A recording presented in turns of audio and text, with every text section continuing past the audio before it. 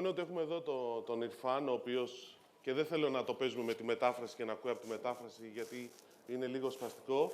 Οπότε, όψη θέλετε μεταφραστικό, έχει από εκεί πέρα τα headsets. Σωστά τα λέω. Ωραία. Εύα, θα έρθεις και εσύ επάνω. Δεν σε έχουν ακόμα καλωδίωσει.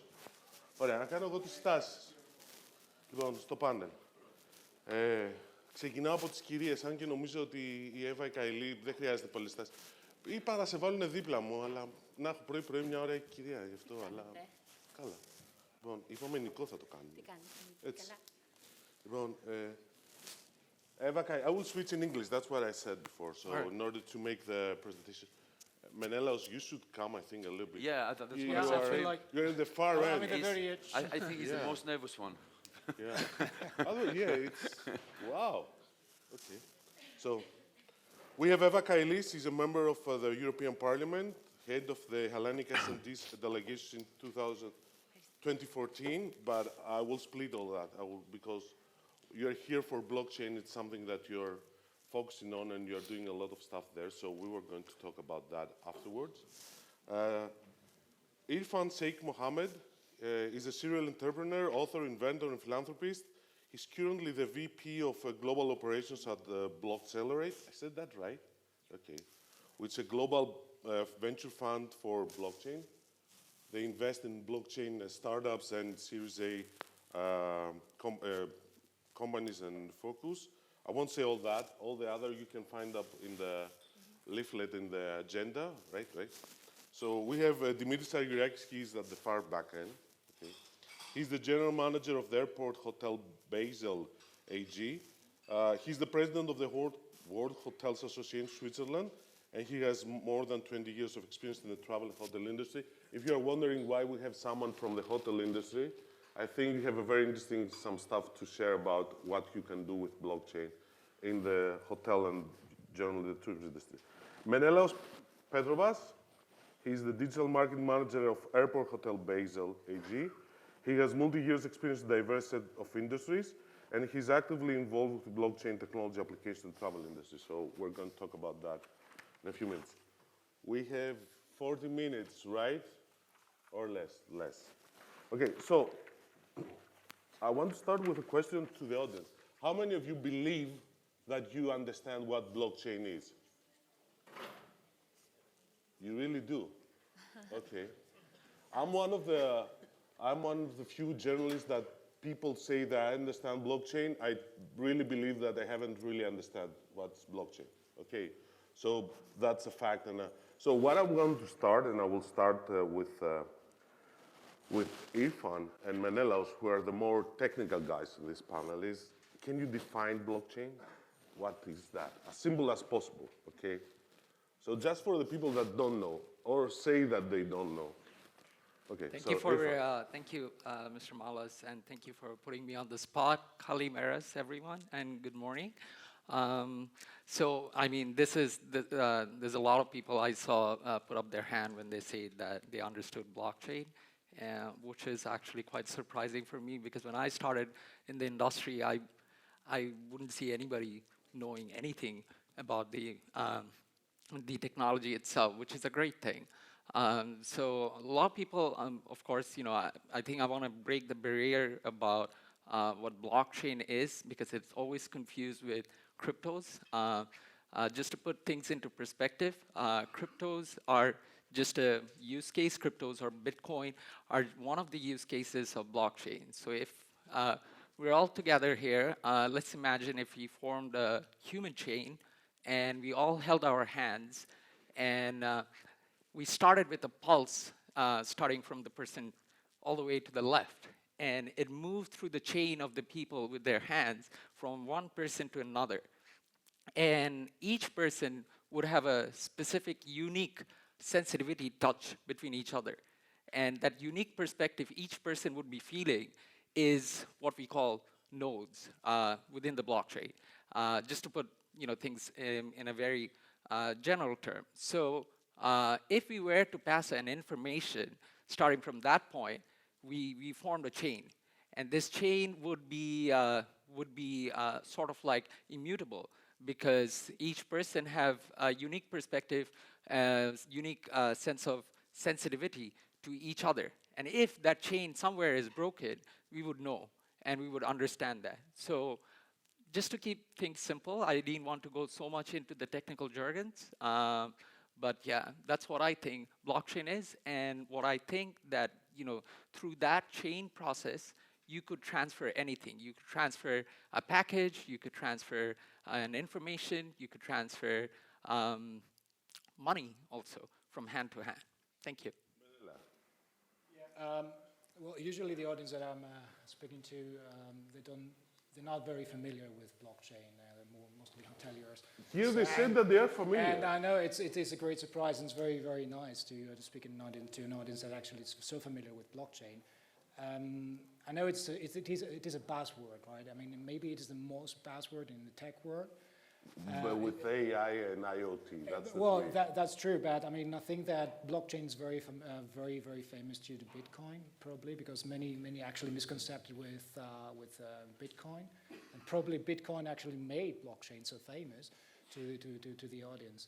But also, blockchain is a very complex topic to be covered within only 40 minutes. But I mean, I think that the definition that Irfan just gave is very nice. Yes, very simple. It is blockchain is a public database, right? I mean, it keeps a permanent record of digital transactions, and it's very crucial to understand that when we actually upload data within the blockchain, we can never ever edit this. Okay, from a technical point of view, what is the biggest advantage that you will say?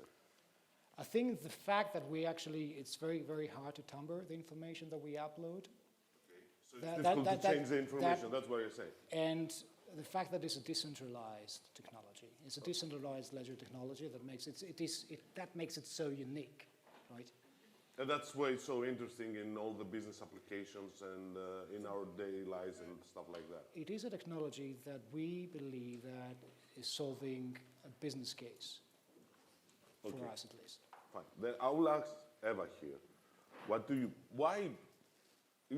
European Union think in the terms about blockchain? How do you define that? First, let me say that because I was Greek after the crisis when I arrived in the European Parliament, I felt we needed solutions to the centralization problem that we had with the banks. So you go for the decentralization. So we went for the decentralization because you remember in Cyprus, banks shut down in one night and suddenly everybody lost their deposits. So I was thinking we have to find solutions there to make sure that people are safe. And we don't have somebody, centrally, central, that can control everything, all your savings or your life deposits. So I saw immediately the virtual currencies. Some people were talking as it could be a solution.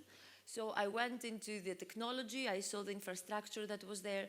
So you can have peer-to-peer sharing of information, basically digitalizing assets, and then exchanging them from a wallet to a wallet without a central server. And because there is a cryptographic key between every transaction, this means it's very difficult. You don't need intermediaries, and you can make a transaction here. We can have a smart contract between the two of us. I can sell you my house.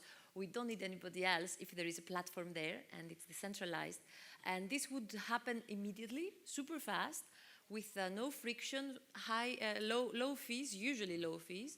And it would solve lots of problems that I read. OECD had a study. 130 billion are the hidden fees of our transactions in Europe. 130 billion. So this is a huge business that we have to, find the opportunity and solve with this technology. So we have the technology, we have the problem, we could find solutions. So European Union think this is a huge opportunity that's what you think in Brussels, right? Friction.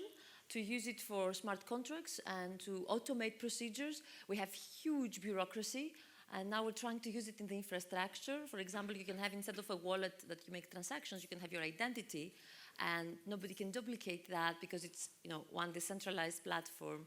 Any duplication would not be accepted in the system. So you're going to use in the European Union, the European Parliament blockchain in order to simplify the procedures? That would be interesting. That's interesting, and we already started actually. So we have some pilots going on. We have some millions there.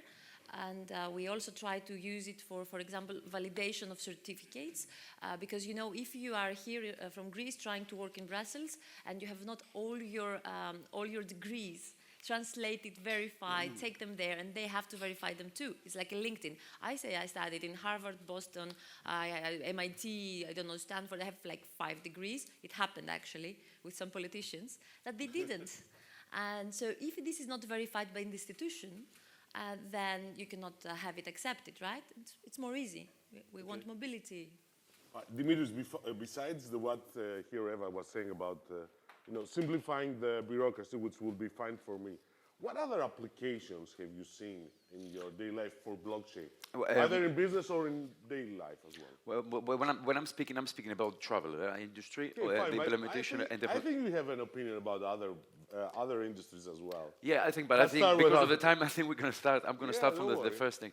I mean, we all know that in the current environment, there's 2 companies that actually deal with all the travel transactions worldwide. One is the Priceline Group, and the other one is Expedia. From the leisure side of the tourism, from the corporate side is all the GTSs. As we know, those when you do a business trip and you go and book through a corporate the booking channel. So you have 2 companies that have been dominated, they were created for something else, but they turn out to become something else. We here as a country in Greece, we rely on those. Their hotels actually make something like 65% of their revenue through those OTAs, talking about Booking.com or Expedia. The application of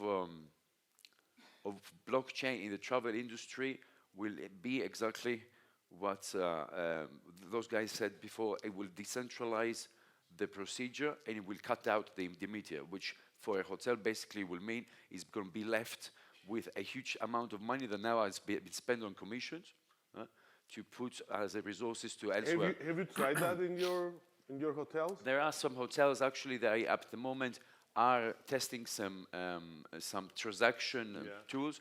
There are the Nordics hotels up in the Nordic hotels, and we represent and are spreading the word and the vision of a company. It's called Winding Tree. It's a non-profitable company based in Switzerland with a vision to not change the travel industry as it is at the moment, but challenge it, change the roles. Because who's comfortable with the idea? There's 2 companies basically owning all our data. Okay, fine. Huh? So besides tourism, what have you seen from blockchain? Because we've talked on the phone before here, so obviously, and I realized that you've been around blockchain a lot in the last year. So what do you think, what other kind of areas we can have applications? There is at the moment there's a lot of innovation happening behind the food industry.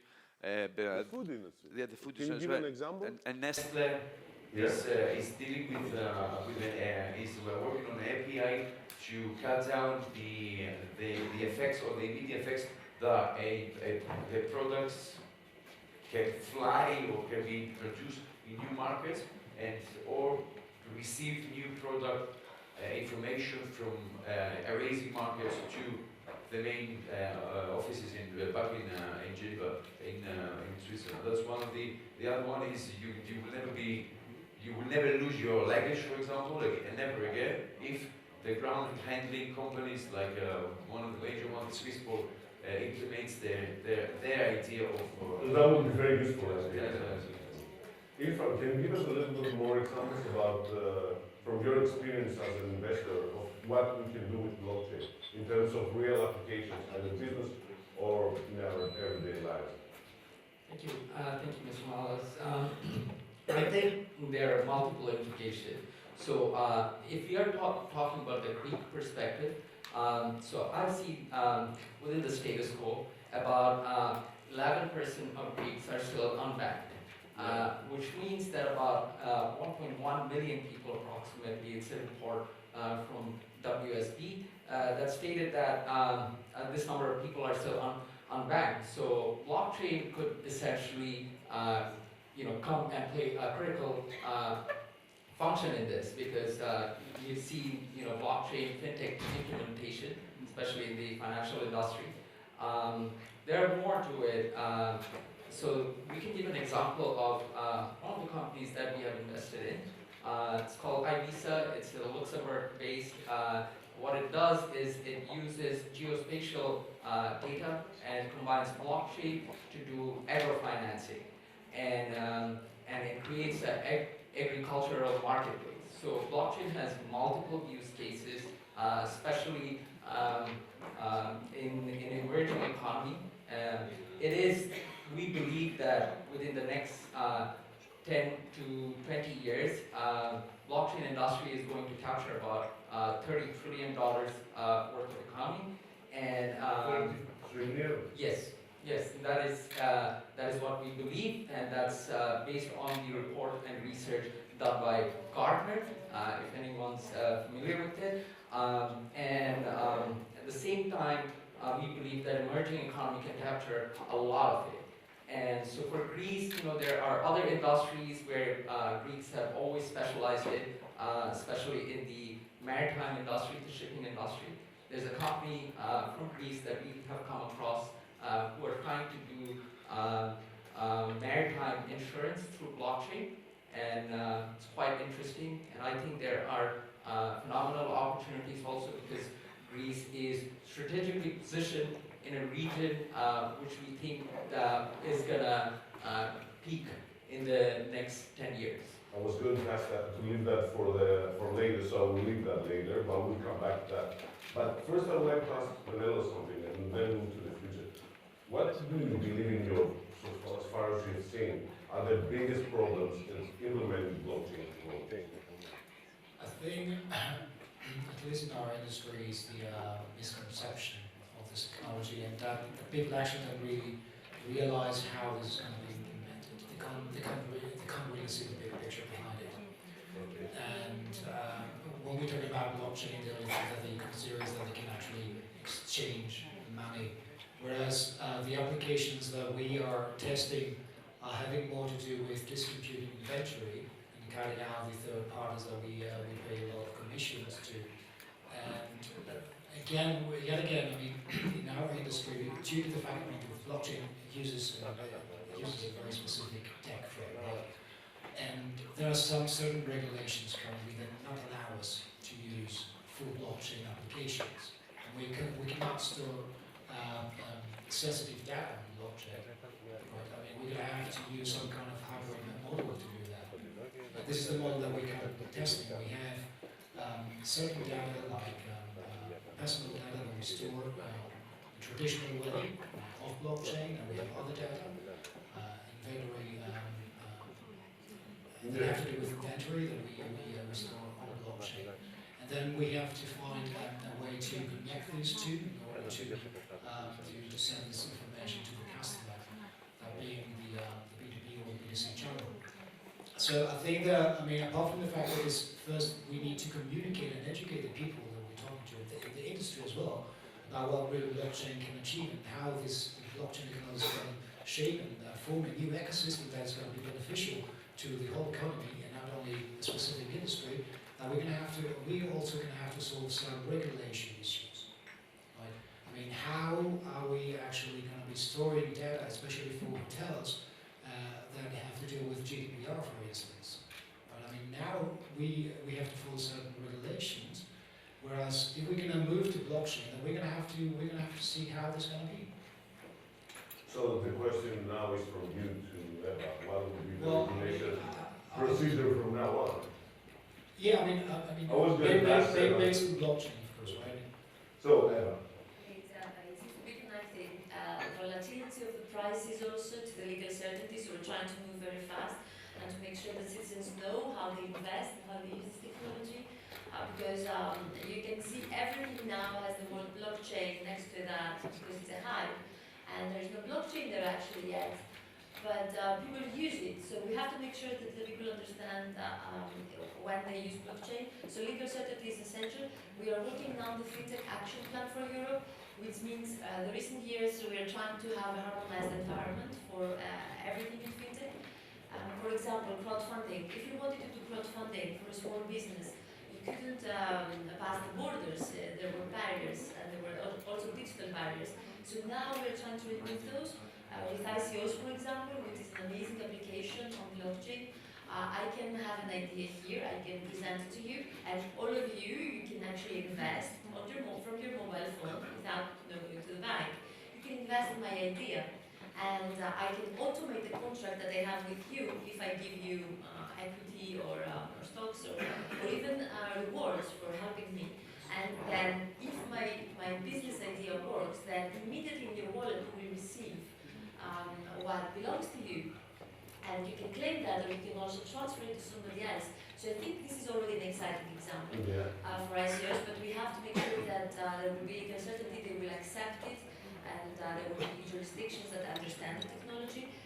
So we have to have fraud prevention as well, but when are we going to do that? That's very So we already have the first steps of harmonizing the environment. We had some obstacles, for example, UK living, and that was one problem. Then we have people that they don't want to give more power to, for example, to ESMA, which is the authority that would actually coordinate all the national different legislation that have different approaches. But we are setting up now an independent basic organization like ICANN for the internet that will give us some verifications for all blockchains, some steps, and it will have a lot of the credibility. That would be from the European Union, right? The European Union, but it would be an independent body with all the stakeholders participating from the industry. Can you give us a time frame? Because that sounds interesting, and I think one of the biggest obstacles is regulation. We're talking about that. It already started. So basically, we have the first meeting in December. We had the second in February, and there are going to be more. I think by the end of the year, we're going to have also some first, conclusions. So 2-3 years time. 2-3 years to have ICOs, and because the legislation for ICOs is coming also. I asked for that, but we have elections, so it's going to delay a bit. Okay. Because I think the biggest problem with European Union is bureaucracy. Sometimes it's getting too much delay, and the rules are right. I was trying for 3 years to get them to understand the blockchain. Okay. So it's not just bureaucracy, it's also mentality. There is huge resistance to innovation. And like the shared economy, so I had colleagues, young colleagues, that would say, okay, we have to ban Uber 100% because they don't follow the rules. Make the rules, make smart rules. You have to follow innovation, you cannot block it. So we have an innovation-friendly principle now, so we're based basically on principles. And GDPR is something like that. It's not something super strict. It cannot stop innovation, it cannot stop blockchain. So it has to adapt also. And I do believe that in a year or so, we're going to have applications, we're going to have implementation in the European Union, and we're going to have more clear definitions and a very positive approach. We have 300 million from the Connect EU facility. It's a big budget that's coming. 9 I don't billion think that the problem was money. funding to blockchain. Actually, it is because if you have the legal certainty that Europe is testing the technology, it helps things to develop. And we have the artificial intelligence report, we just passed that. Because blockchain is one thing, it's a technology, it's like cloud. Yeah. You use it, you don't even have to know you use it, but there is also artificial intelligence automation. So if you have a contract, and I say, okay, please, automatically, if you don't do what you promised, you have to send me back the money. This is becoming automation. Or if we sign one contract and something else will happen. So we use AI, we use blockchain, we use the platform economy, and I think we're getting there super fast. Too many buzzwords in one sentence. You think it's a buzzword? Blockchain, no. I think it's a little bit, perhaps a little bit overhyped, but okay, I'm sure that will find its place. Dimitris, from what you've here, okay, do you think, what's the business opportunities that you see in blockchain? Well, Especially Europe, okay, you come from Europe, you're based in Europe, so yeah, you have a different perspective than us. Okay, we'll come to Greece. I think one of the biggest, not mistakes, but because of the high control, we have been lost a little bit in the technical conversation. Okay. 25 years ago, if somebody would have told me that you go online, you can book a room now in a hotel in Thailand, you get there straight away with confirmation, I wouldn't believe it. Yeah. 25 years, it's alright. But there was an awful lot of technology behind it. And also there was the business. But nobody really understands down to the detail now if you do a booking online. What's the procedure, how the booking ends up online at the hotel, how is how it's been feeded to the PMS, how the confirmation goes back. Nobody really understands it. So I think we are lost a little bit in the technology bits and pieces of blockchain. What I think we should do is just be aware that something good is coming. You don't really need to, like she said, to understand the technological side of the part of it, but we need to be a little bit, go back being a little bit romantic of how things need to be done and be aware of what is to come because something good is coming. Now, the business opportunities at the moment in the technology side of the technical side of the blockchain is going out to some of the companies that freely release APIs, take those, yeah, have some resources and try to create something beautiful out of it. Okay. So But what about Greece? In Greece, it's exactly the Greece, same. what we can do in Greece for blockchain? You're a Greek who lives outside. Do you believe that there's an opportunity with blockchain in the Greek? If I was saying Why does yeah, of course there are, because the technology, there's no boundaries in technology. There must be, I mean, the way I see it from the travel perspective, the industry perspective, I mean, well, travel tourism in Greece is one of the major sectors that actually also through the crisis still worked. Yeah. So, I mean, if you have the interest of having one of these, being one of the major tourist destinations worldwide, it's your own interest actually to look in the future and try to implement technologies that not only the travel industry can profit, but it will move at the back, it will pull out new jobs. The panel before was discussing about universities. It will open up new study cases. You will draw attention to internationally. I mean, there are the perspectives there. And capital For example, if you use your wallet and your bank can stop you from making transactions, it's actually exciting for Greece because sometimes I'm stuck in the United States. I'm visiting New York or Boston, I don't remember, and I have $100 and my 2 credit cards. One is blocked immediately, the second is hacked. I was like, okay, Blocked do and you hacked? use Bitcoins That's good. or something? That was odd. So actually I'm there, my credit card, I have to have just one, and it's not working. What do? I was calling my friends, and he has letters, I don't remember, it was a friend of mine there, like, can you help me collect some money? And I was asking, do you use Bitcoins, perhaps? So I used my wallet here. I don't know if it was the capital controls, and I think there were different systems, with the United States and the credit cards. I think it's fixed now. But imagine. Yeah, fine. But, okay, you have the... I called them also Brussels credit card. You know what they said? It's a weekend, calls on Monday. Come on. Okay. What do you believe are the opportunities for blockchain in Greece? It's a huge opportunity. In what sense? In terms of building companies or doing stuff with blockchain in the real economy? It's for services. It's like, when Airbnb was there, they don't have ownership of property, but they are a service. So it can be a service for the banking sector without having banks. You can use it for transactions, for land registry, you can remove bureaucracy, you can regain trust to the system that is completely lost in Greece.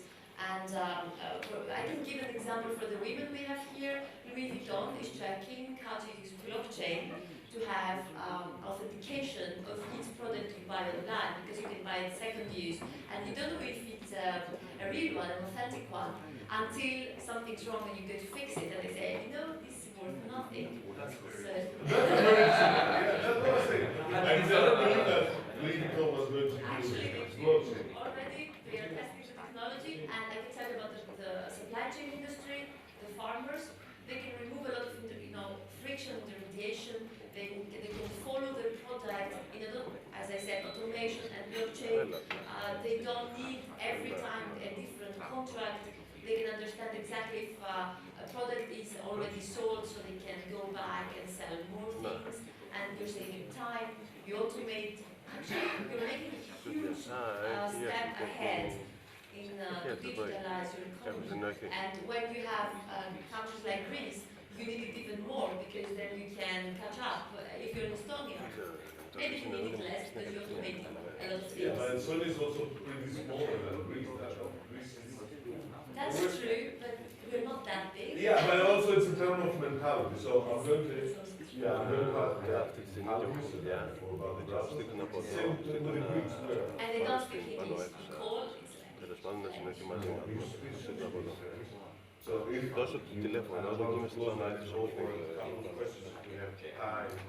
Okay, do you said before that we have found some startup in Greece that doing some blockchain market? Do you think that you can have you can invest here in Greece as well, or because you're a fan, so. My first time in Greece, and so I'm fascinated. I do think that Greece is at that the point of the century where they can make a major shift. Primarily because one, Greece is strategically located in southern Europe, meaning that it is one of the most westernized democracy that we know of, has a longer track record and history, especially with the instability in the regions such as Turkey, and also other regions, plus also the development of projects like One Belt, One Road initiative that's happening through Central Asia. In fact, we have made investments in countries like Georgia, in Azerbaijan, and I do think that Greece could potentially impact the southern Europe and of course the greater Eurasia industry. So there is an interest for investing in blockchain stuff. Of course. Or blockchain. Of course, and also it's connected to mainland Europe. Yes, but in general, I think what Eva mentioned, it is one has to understand that we had several shifts of economy. We had the industrialization era, we had the dot-com era, we had the blockchain era. During the industrialization era, we had people like Henry Ford, who and his family kind of like captured pretty much all the wealth with the company that they built. And then we had the dot-com era, we had companies like Google and Apple and Amazon coming up, where early investors and the founders were the ones able to capture the cream de la cream. But when we are talking about the blockchain economy, we're talking about communities being able to capture that entire, early stage, shift. So it is not so much of a sci-fi because, yes, there is hype. Of course, there was hype during the dot-com era also, but already about $4 billion have been invested and going more. We had the blockchain winter, which is also a great thing because, we had people who were there for the short term and kind of like moved away from that, and we're here for the long haul, and people who are there for the long haul, who understands their market, understands their industry or technology in general, will be able to capture that. So there's a massive opportunity for you. Okay. I will go. We have 2 minutes. I hope. So 2 questions. Okay. I'll take one on the front, one on the back. Okay. Here. But be short, please. We don't have time. Questions to everybody. Notably, Sheik Mohammed, Irfan, because I understand you're also a philanthropist, as was mentioned. My concern as a sociologist in training is that there's going to be a redistribution of power and wealth through blockchain, leading to even more concentration of power in the hands of a few. Can you please give us some reassuring arguments that this is not the case, or can you confirm either way? Yeah, thank you. Could I have your name, please? Yeah, thank you, Mr. Stereos. I don't think I understood your questions clearly, but if I did, you're saying that if through blockchain only the privileged would be able to capture the best of the technology and yeah. Right. I mean, if you understand blockchain, of course, you understand that blockchain is one of those fascinating technologies that enables the same person to be the producer, to be the trader and the consumer of the product. What I'm saying is that this is amazing. When have we ever seen that? That the production, the trader, and the consumer are from the same place. When we say you can do Bitcoin mining, to trading, to actually, buying the currency also. So I think, there is a lot of talks about private blockchain and public blockchain. We've seen how private blockchains such as the petrodollar, the cryptocurrency started by the Venezuelan government, which really didn't work out because it didn't have public support. So meaning that public didn't have skin in the game. So meaning that you don't need to be worried about the technology not touching you and escaping your place. So I think you would be able to capture pretty much everything, even through social impact. Thank you. Okay. Sorry, but we have to finish, right? Menelaos. Last comment. The last comment. I'm not sure about the questions, but I forgot to say that we use it already for health, for data, because you were talking about value. Value is now back to data, the owner of data. So we have now companies that they will give you an Apple Watch for free because they want to receive data from you, and this is more expensive than actually buying the product. And actually to receive data and use the data to make better predictions and improve your services, it's now the case. So the value is transferring to data. With a blockchain, you could have your health data. I could revoke access and control who sold my data. In Africa, you can sell energy. You can, if you have excess energy from renewable energy, for example, you can send it to a poor family. You can help a school to get energy. And one thing that Greece could use, I had a friend, he sent 100,000 euros to a third country. It was like 2,000 to 5,000 euros of fees. You can reduce that, I don't know, to $100. I mean, even less, you can actually eliminate that. So make the regulation faster. One is the regulation, you can actually use it already, but don't say anybody has said that. And you cannot stop innovation. And as you said about democracy, it's decentralization. So the philosophy is really exciting. Okay. Thanks very much. I want to thank you all.